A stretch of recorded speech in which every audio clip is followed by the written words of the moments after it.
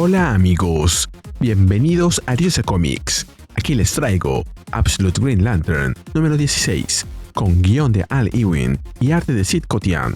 Aquí está la lista de reproducción. Espero que les guste. La historia comienza en un espacio oscuro, donde aparece una silueta violeta, quien le habla a John Double. La figura le dice a John que no le queda mucho tiempo, que puede sentirlo, y que por esa razón puede ir hacia él, porque él está a punto de cruzar al interior de la luz. Agrega que no sabe cómo ocurre ese cruce, y le pide que, si llega hasta Joe Malin, le transmita un mensaje. Malin necesita saber lo que el oráculo le reveló. Dentro de todo, hay algo más grande. Nos movemos a la oficina de John Double, quien está dormitando. Alguien lo llama, y eso lo despierta. Es Grace, que le pregunta cuándo piensa irse. John le dice que se quedará un poco más y que él mismo cerrará la oficina. Mientras se despiden, en su escritorio vemos un expediente relacionado con el Green Lantern, junto a dos nombres, Buzz y Chase. Poco después, John sale hacia la calle con un maletín en la mano, en dirección a su automóvil. Está por subir a él cuando algo llama su atención. Se da vuelta y observa que, cerca de donde está, hay otro automóvil con las luces apagadas. De pronto, estas se encienden y alguien lo sorprende por la espalda. Un par de manos con una soga lo atrapan por el cuello. Se trata de Simon Buzz, quien le dice que ha perdido la práctica por llevar demasiado tiempo sin trabajar de verdad, y que la distracción es el truco más viejo de todos. Luego, amenazándolo con ahorcarlo, le exige que le hable de Hector Hammond. John intenta zafarse, pero no puede, aunque consigue distinguir a su atacante por el espejo retrovisor del vehículo. Simon le advierte que le permitirá respirar el tiempo justo para responder sus preguntas, pero que si escucha una respuesta que no le convence, o si intenta algo, lo dejará sin aire. John desafía a Simon, diciéndole que se vaya al diablo. Simon ajusta la cuerda y le deja claro que lo que ocurre es responsabilidad suya. John patea el espejo, haciendo que caiga al suelo, mientras que Simon le revela lo que sabe. John le pasó información a Hammond, y lo sabe gracias a un proceso de eliminación, el mismo tipo de proceso que está aplicando con él, aunque con diferente significado. Simon le recuerda a John que eso mismo le hizo Hammond a Carrie Limbo. La eliminó, y le pregunta si sabía que Hammond mató a un agente del Departamento de Operaciones Extranormales, gracias a su información. Así que le exige que piense en lo que eso significa ahora. John, sin embargo, logra tomar con sus manos el espejo y con un movimiento veloz, extiende la otra mano hacia atrás para quitarle a Simon la máscara que cubre su rostro. Simon queda viendo su reflejo en el pequeño espejo, lo que lo obliga a soltar a John. Simon huye y John se queda de rodillas en el suelo, jadeando. Se pone de pie y, con un corte en la garganta, pregunta si Cameron está allí. Cameron Chase lo está, pero no dentro del auto, sino escondida detrás de él, encendiendo un cigarrillo. John le pide a Cameron que lo escuche. Le dice que sabe cómo luce la situación, pero puede explicarlo.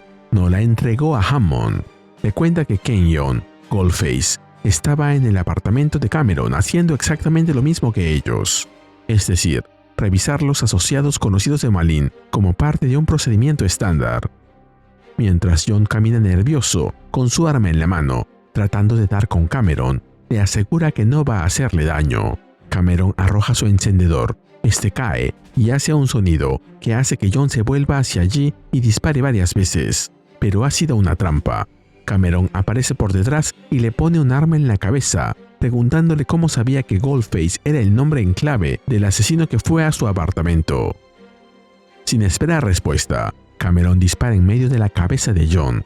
Luego, se agacha para revisar el cuerpo y recupera la credencial de John como miembro del Departamento de Operaciones Extranormales. Cameron le dice a Todd Rice, aún dentro del vehículo, que siga durmiendo. Ella continuará con la misión. Nos movemos con Joe Malin, quien está junto a Tomarre. Él le pregunta si sabe lo que está ocurriendo. Joe le responde que seguro él se muere por decírselo, y Tomarre contesta que, justamente, de morir se trata. Mogo ha llegado, y el mundo que se aproximaba lo hizo antes de lo previsto. La Black Star está apuntada directamente a la Green Lantern y a todas las almas que contiene. Añade que, de una forma u otra, la pequeña ciudad natal de Joe va a morir, igual que murió su propio hogar y los miles de mundos que cayeron desde que todo eso comenzó. así que le pregunta si ella desea que todas esas personas hayan muerto por nada, o si no sería mejor usar las vidas de esa gente para acabar con Mogo de forma definitiva. Por su parte, Mogo exclama que nadie escapará, ni la Green Lantern, ni los Tomar que llaman hogar a esa construcción, ni la Tierra, ni Rann escaparán. Agrega que dar refugio seguro a los Tomar constituye un crimen contra la ley de Kurt y contra el camino de la Black Star, y han llegado al espacio de Rann para encontrar a los Tomar que siguen vivos. Dentro de la nave, uno de los Black Khan reconoce que lo que propone es una locura, pero insiste en que alguien necesita comunicarse con esa cosa antes de que sea demasiado tarde. Pregunta dónde está el supervisor, pero se entera de que el supervisor Shade ha muerto. Mientras tanto, Mogo repite su advertencia: nadie escapará, ni la Green Lantern, ni los Tomar, ni la Tierra. Todos deben prepararse para su fin. Entonces, vemos a Hal Jordan, cubierto por su energía rosada, mirando hacia arriba, y escuchamos una voz, en el pasado, diciendo que la seguirá a donde vaya. Es Joe, en el funeral, quien le recuerda que, cuando se separaron, cuando ella se marchó de Evergreen, él le dijo eso, que la seguiría, siempre. Pero, aún así, sigue en Evergreen. Nos movemos a otro recuerdo. Joe, Hal, John y Todd están conversando. Todd le pregunta a Hal qué lo mantiene ahí, y Hal lo hace a los demás. ¿Qué los mantiene allí? Todd responde que no tiene muchas opciones y que alguien tiene que encargarse del local de su padre. John toma la palabra y plantea que hay algo más profundo detrás de todo eso. Joe interrumpe con ironía, anticipando uno de los discursos de John, y él responde que solo quiere señalar que Todd podría vender el local y él trasladar la firma. La mitad de sus contratos provienen de las grandes ciudades, no solo de Coast City. Mudarse a Carson City podría abrir la puerta a una expansión. Joe le pregunta a John por qué no lo hacen, y John le pregunta por qué no lo hace ella, o por qué no se muda a Nueva York. Joe reconoce que ya hizo lo de la chica de pueblo en la gran ciudad, y que todos saben que no le fue nada bien. John sugiere que, si hay que mudarse, podría hacerlo a otro pueblo. Joe les pide a todos que dejen de hablar sobre su vida y pasen a otro tema. John se disculpa y precisa que el problema no es la ciudad en sí. Todd admite que Evergreen no es exactamente la Shining City on the Hill, la ciudad brillante en la colina.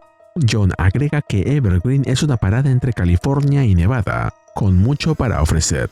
Como comentario, la Shining City on the Hill es una referencia al monte donde Jesús dio su sermón más conocido, y fue popularizada en tiempos modernos por Ronald Reagan, expresidente de los Estados Unidos. Y si has visto el último número de Absolute Martian Manhunter, sabrás que ahí es donde reside Absolute Uncle Sam, el tío Sam Absolute. John agrega algo sobre la gente. Evergreen son las personas que lo forman.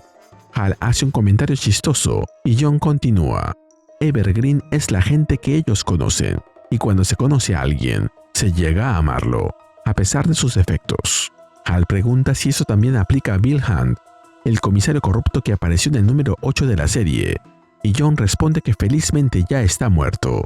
Hal, entonces, levanta su botella y propone un brindis por Evergreen y por todos los que navegan en ella, cerrando con la idea de que, para bien o para mal, todos están juntos en eso. Volvemos al presente. Hal recuerda lo que dijo después. Todos están juntos y son todo lo que tienen. Luego, mientras se carga de energía, exclama que la Black Star está equivocada. Entonces, el rayo que emana de Mogo y que se dirige contra la Green Lantern se topa con un campo de fuerza que surge de Hal y detiene el ataque, evitando el impacto.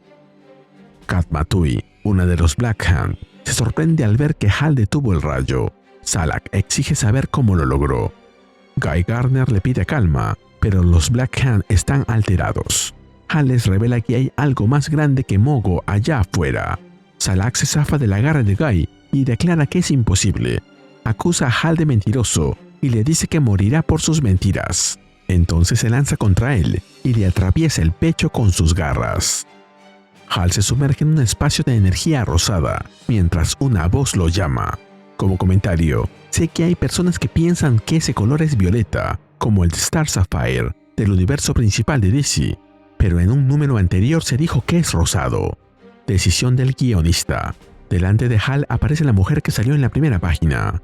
Es Carrie Limbo, quien le recuerda que es psíquica de clase 2, que él estuvo presente cuando ella murió y le pide que simplemente escuche. Le dice que hay cosas que necesita saber, cosas que Joe Malin necesita saber y que él debe llevárselas de regreso. Carrie le confirma que tenía razón. Dentro de todo existe algo más grande, pero hay algo que supera incluso eso, algo de escala universal. Lo nombra con precisión, el Gran Black Zero, el Cero Negro, la mala idea número 0, otra referencia a Absolute Martian Manhunter. Y si no han visto esa serie, que acaba de terminar, búsquenla en el canal, pues es alucinante. La mala idea número 0 es Darkseid. Carrie le pide que le diga a Joe que comprenda qué significa eso, y que debe alcanzar esa comprensión. Pero, mientras se desvanece, la frase queda interrumpida, ya que Guy está reviviendo a Hal y lo despierta. Vemos a Guy y a John junto a Katma-Tui. Ella afirma que el muchacho está muerto, ya que su compañero le arrancó el corazón del pecho. Guy le responde que él está haciendo de corazón de Hal. Katma-Tui le pide a Salak que se detenga. Le dice que Mogo estaba dispuesto a ejecutarlos a todos. A los comandantes, a los de inteligencia y a cada Black Star presente. Y todo eso habría sido para nada. Añade que, sin el escudo de Hal, Mogo puede disparar de nuevo. John interviene y le pregunta si eso es, precisamente, acción caótica, y si eso significa ser un Black Star. Añade que, en ese sentido, la muerte de todos ellos demostraría la voluntad de hierro de Mogo. Pero ella rechaza esa idea y declara que sería un desperdicio, ya que Ran es un puesto avanzado útil en un sentido práctico. De pronto, una voz surge preguntándole a Katma-Tui si ella cree ser práctica. Ahí vemos a Absolute Sinestro con su armadura dorada, ya que, al igual que John, es un Gold Lantern. Él le dice que lo que ella hace es una traición y un abandono de su deber más sagrado, el deber de morir. Mientras Katma-Tui, John y Guy lo miran asombrados, Sinestro agrega que hay un gran cero negro en el corazón de todas las cosas y que nadie escapa de él. Volvemos con Joe y Tomar-Re. Dentro de la jaula en la que Joe lo colocó, Tomar-Re le dice que escuche. Alguien acaba de morir ahí. Joe responde que eso no puede saberse con certeza y que el grito que oyó pudo haber sido cualquier cosa. Tomar-Re le advierte que el tiempo para decidir se le está agotando. Puede hacer que la muerte sea rápida para todos ellos, pero tiene que actuar ahora y le ordena que sacrifique a esa gente. Joe lo interrumpe y le dice que él todavía no lo entiende. A ella le tomó un tiempo comprenderlo de verdad, pero él lleva años en eso. Ellos son anomalías que tienen todo el poder, pero sin la sabiduría correspondiente. Todo el poder de Abin Sur, pero sin ninguna regla que lo frene. Tomar-Re comenta que así lo demostró al vencerlo, pero se interrumpe al entender a qué se refiere Joe con eso de tener todo el poder. Si aprecias lo que hacemos en Griose Comics, regálame un me gusta, suscríbete y activa la campanita. Gracias. Saludos a Una Mente Más. Joe, mientras se enciende gracias a una descomunal energía verde que estalla a su alrededor, le explica a Tomar-Re que ella puede hacer todo lo que hacía Abin Sur: crear escudos, construir constructos, volar a través de paredes, pero que nada de eso era su propósito verdadero. Abin Sur no vino para hacer esas cosas. Él llegó como juez de mundos y como dador de poder. Joe rechaza que los habitantes de su ciudad sean tratados como munición, como vidas y muertes usadas a modos de balas. Ellos no son la munición, sino las armas. Y si todos están en la Green Lantern juntos, como ahora, ellos mismos son todo lo que tienen. Finalmente, con la energía del símbolo de los linternas verdes irradiando desde el centro de la escena, Joe convoca a todos los presentes, les pregunta quién está con ella, quién quiere ayudar, y anuncia que es hora de graduarse y subir al escenario. A su alrededor, decenas de figuras flotan y se mueven en todas direcciones, arrastradas por la energía que se expande desde Joe. Entonces, Joe lanza la pregunta definitiva: ¿Quién está listo para la luz verde? Una mujer abre los ojos y responde que ella sí lo está. Joe lanza su energía hacia la mujer, declarando que ahora es su turno. Ella la toma y comienza a transformarse. Joe se queda allí, flotando. Tomarre le pregunta si está segura de lo que está haciendo. Joe no le contesta, ya que nota a la mujer que se acerca y le pregunta quién es. La mujer se identifica como Jessica Cruz y le dice a Joe que no cree que la conozca. Le recuerda que dijo que estaban todos juntos ahí dentro, pero que nadie estuvo jamás con ella. Siempre estuvo sola. Jessica, completamente envuelta en el poder del Green Lantern, pero con un extraño gesto en el rostro, como si fuera una zombie, le explica a Joe que por esa soledad cree que está del lado de Mogo. Finalmente, le pregunta a Joe si cree que eso estará bien, y se nos cuenta que esta historia continuará. Este número me dejó con una mezcla intensa de emoción y preocupación, porque siento que aceleró todo de golpe. Por un lado, tenemos esa trama más de espionaje en la Tierra, con John Double, Simone Bass y Cameron Chase, que, aunque no es la trama principal, me gustó por lo tensa y sucia que se siente. Esa parte contrasta mucho con todo lo cósmico y le da al número una sensación de persecución, de que la amenaza no está solo allá arriba, sino también en cada rincón de la Tierra. Y hablando de amenaza, Mogo ya está aquí. No es solo un enemigo enorme, es casi una idea de muerte inevitable. Nadie escapa, todos deben caer. Todo termina apuntando al Black Zero, a Darkseid. Como lo dijeron en Absolute Martian Manhunter, cada vez el universo Absolute se integra más y más. Por eso me gustó tanto que Hal se plantara frente al rayo, aunque admito que sus recuerdos de Evergreen quizás se alargan más de la cuenta. Es como volver a los primeros números. Aún así, esa idea de que todos están juntos y que eso es lo único que tienen, conecta bien con el corazón del número. Además, la visión con Kal y Limbo abre una puerta bastante inquietante, porque lo del Black Zero ya no suena como una simple referencia, sino como algo que está en el centro de todo este universo, su creador. Lo de Joe fue lo más impactante del número. Me gustó que dijera que la gente de Evergreen no son munición, sino armas. Es una frase dura, pero también poderosa, porque Joe decide compartirles el poder. El problema es que ese poder parece tan grande, tan sin límites, que no sé si me emociona o me preocupa. Por un lado, es increíble verla tomar el mando así, como una líder imparable. Por el otro, da un poco de miedo que todo empiece a resolverse, porque Joe simplemente puede hacerlo todo. Y luego está Jessica Cruz. ¡Qué debut tan brutal! Como salida de Absolute Batman. Que su primera gran frase sea que cree estar del lado de Mogo, me dejó helado. No quiero verla como villana, la verdad, pero justo por eso el giro pega tanto. Sumemos a eso a Sinestro, que aparece muy poco, casi como puro gancho, pero con un diseño tremendo, dorado, medio bíblico, y queda la sensación de que el siguiente número puede explotar por todos lados. Ahora la duda es si Joe acaba de crear la salvación de Evergreen, o si le entregó a Mogo la primera Green Lantern que realmente necesitaba. Y así llegamos al final de este video. ¿Qué te pareció este número? Dímelo en los comentarios y mandaré saludos en el siguiente video de Ariose Comics. Nos vemos allí.